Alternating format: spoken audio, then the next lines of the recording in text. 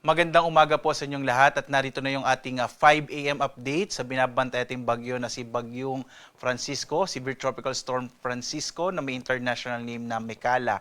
Kahagabi po, ito ay pumasok ng Philippine Area of Responsibility, yung ating Severe Tropical Storm around 10 p.m.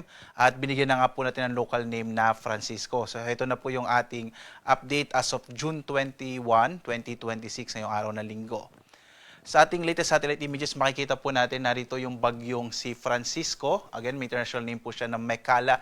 Nang ibig sabihin po nito, Angel of Thunder mula sa bansang Thailand. Ang huling lokasyon ng bagyong si Francisco ay sa 1,315 kilometers east ng southeastern Luzon. Lumakas pa po ito, nasa 100 kilometers per hour yung kanyang yung hangin malapit sa gitna. Yung pagbugso nito ay nasa 125 kilometers per hour. At ngayon po ay kumikilos po ito pakanluran, hilagang kanluran sa bilis naman na 25 kilometers per hour. Sa ngayon po, no, walang direktang epekto ang bagyong si Francisco sa anumang bahagi ng ating bansa. Nakita niyo po ito yung bagyo. Meron po mga kaulapan, ito po ay mula sa trough o extension ng bagyo. Nadala po ng bagyong si Francisco at ito yung magdadala ng maulap na kalangitan na may mga pag-ulan particular na sa Bicol region at sa Eastern Visayas. Ngayong araw po yan. Samantala, ang southwest monsoon or yung habagat ay nakakaapekto na sa bahagi ng Mindanao. Kaya ngayong araw po mapapansin natin magiging maulap ang kalangitan at malaki ang posibilidad ng mga kalat-kalat ng mga pag-ulan, pagkilat, pagkulog dahil sa pinagsama epekto ng trough o itong extension ng bagyo at gayon din itong southwest monsoon o habagat. Makikita niyo po maulap sa malaking bahagi ng Visayas, kasama po ilang bahagi ng Southern Luzon, particular na yung Bicol region, kasama din yung Palawan at Mindanao. So mag-ingat po no, sa mga posibilidad ng mga flash floods and landslides dulot ng mga kalat-kalat ng mga pag-ulan dahil sa dalawang weather systems po na ito.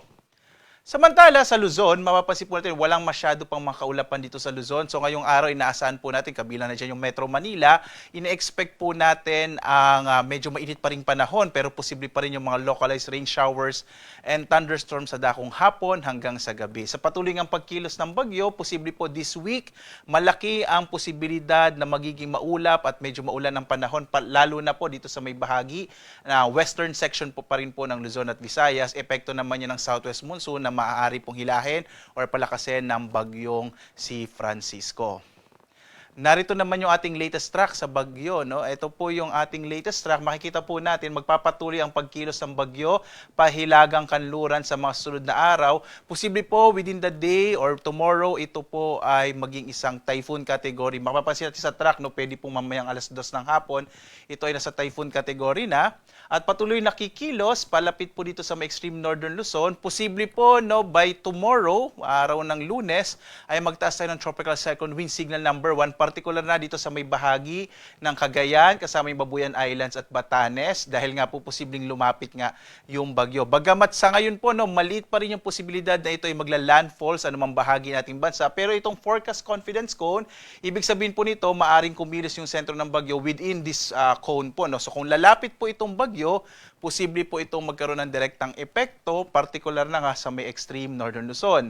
Patuloy itong kikilos at by Thursday or Friday, ito ay nasa may bahagi na po ng southern part ng Japan. So ito po yung ating posibleng maging pagkilos ng bagyong si Francisco. At sa patuloy niyang pagkilos pahilagang kanluran, maaari nga pong lumakas yung habagat, kaya magiging maulan or malaking posibilidad ng maulap na kalangitan na may kalat-kalat na mga pag-ulan, lalong-lalo na po sa may kanlurang bahagi ng Luzon at Visayas, kabilang din yung kanlurang bahagi ng Mindanao.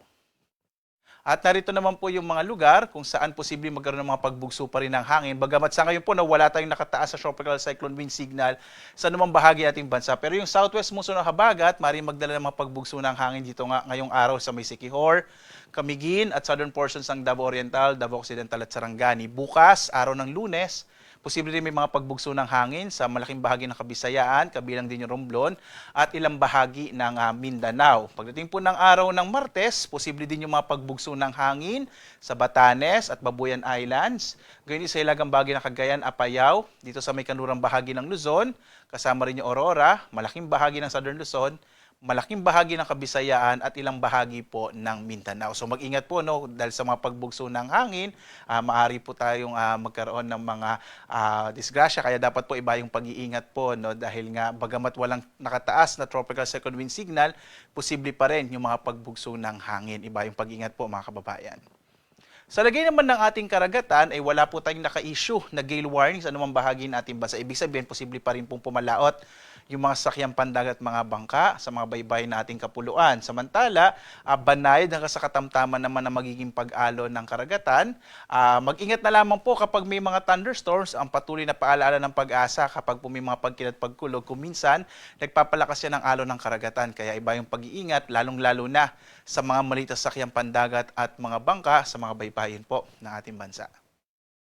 At dahil nga po patuloy po itong pagmamonitor natin sa ating bagyong si Francisco, patuloy nyo pong sundan ang Pag-asa sa X, sa Facebook, YouTube, at sa dalawang websites, pag-asa.doc.gov.ph at panahon.gov.ph. Every 6 hours po yung ating magiging update, partikular na nga sa binabantay nating bagyo na si Bagyong Francisco.